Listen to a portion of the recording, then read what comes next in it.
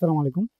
Cyber সিকিউরিটির এই ভিডিওতে আমরা মেটাস্প্লয়েটের কমান্ডসগুলো নিয়ে আলোচনা করব। তাহলে আমাদের কি কমান্ডস থাকে অ্যান্ড কমান্ডগুলো নিয়ে আমরা এখানে দেখব। আমাদের প্র্যাকটিক্যালি আমরা কমান্ডসগুলো কিভাবে রান করতে পারি। তো এখানে প্রথম কমান্ডস, সেটা এমএসএফ কনসোল।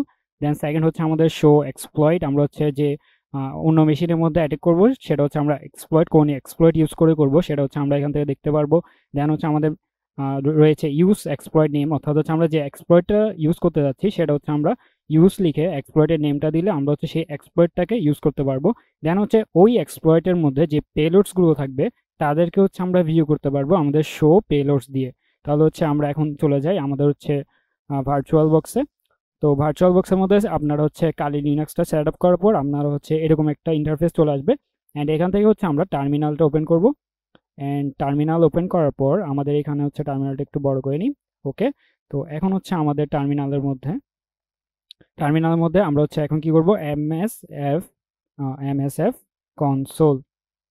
তাহলে এটা দিলে আমাদের এখানে মেটাস্প্লয়েটের যে কনসোলটা রয়েছে সেটা কালির মধ্যে কি ডিফল্ট ভাবে সেট আপ করা থাকে। তাহলে আমরা এখানে জাস্ট এমএসএফ কনসোল দিলে আমাদের এখানে এটা চলে আসবে।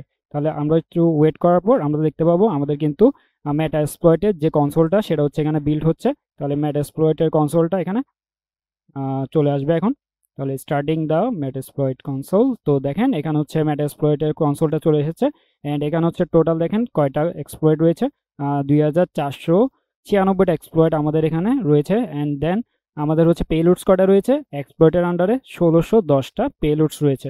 তাহলে এখন আমাদের যদি মেটাস্প্লয়েটের দেখেন MSF6, তাহলে মেটাস্প্লয়েটের যে কনসোলটা সেটা আমাদের কাছে এখন চলে এসেছে। তাহলে এখন আমরা রান করব আমাদের যে কমান্ডসগুলো। তাহলে কমান্ডসের মধ্যে প্রথমে কি ছিল, আমাদের শো এক্সপ্লয়েটস। তাহলে দেখেন এখানে আমাদের মেটাস্প্লয়েটের যে ফ্রেমওয়ার্ক সেখানের মধ্যে আমাদের এক্সপ্লয়েট রয়েছে অনেকগুলো। আমাদের কিন্তু উপরে দেখিয়েছিল না কয়টা এক্সপ্লয়েট রয়েছে। তাহলে এগুলো সবগুলো আমাদের এক্সপ্লয়েট। তাহলে এখানে আমাদের দেখেন এক্সপ্লয়েট উইন্ডোজ এত পিং, দেন উইন্ডোজ এত পিং। তাহলে এভাবে আমাদের অনেক রকমের আমাদের এক্সপ্লয়েট এখানে রয়েছে। তাহলে এখান থেকে আমরা যে কোনো একটা কি করতে পারি, এখান থেকে যে কোনো একটা এক্সপ্লয়েট আমরা রান করতে পারি। তাহলে এখন আমরা দেখব আমরা এখান থেকে কোনটা কোন একটা এক্সপ্লয়েট নিয়ে আমরা আমাদের এখানে রান করব। তাহলে আমরা এখান থেকে উইন্ডোজের একটা নিতে পারি।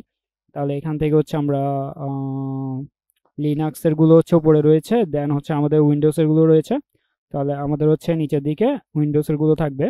তো আমরা এখান থেকে উইন্ডোজের জন্য একটা নিয়ে নিতে পারি। এখান থেকে ধরেন এটাই নিলাম।